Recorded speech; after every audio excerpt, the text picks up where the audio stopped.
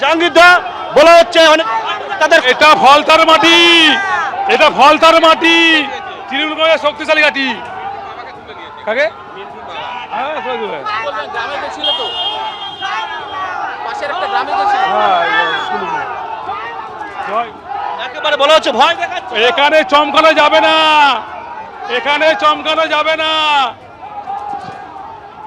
জাহাঙ্গীর খান তিনি রাস্তায় দাঁড়িয়ে রয়েছেন, একেবারে তার অফিস মাটি, মমতাজি মাটি, জুরাবুল চীনের মাটি, এখানে চমকানো যাবে। থেকে ভয় দেখানো হচ্ছে বলে গুরুতর অভিযোগ। হ্যাঁ, ভোটারদেরকে ভয় দেখানো হচ্ছে, পুলিশ অফিসারকে ধমক দিচ্ছে, চমক দিচ্ছে এলাকায় গিয়ে।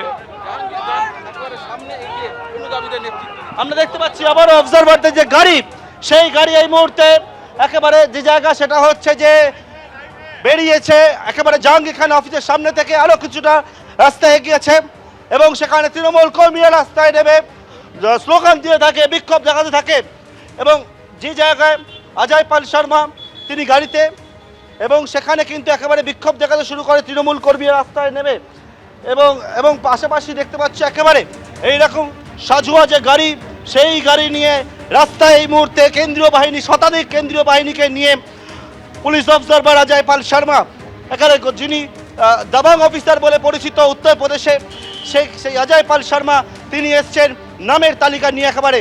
অন্যদিকে জাহাঙ্গীর খান তৃণমূল কর্মীরা বিক্ষোভ দেখাতে শুরু করে একেবারে এই যে কনভয়, সেই কনভয়ের সামনে সেখানে জাহাঙ্গীর খান তিনি বেরিয়ে পড়ে আবারও কিন্তু তারা রওনা হয়েছে অন্য ঠিকানায়, যাদের যে নামের তালিকা তৈরি করেছে সেই উদ্দেশ্যে।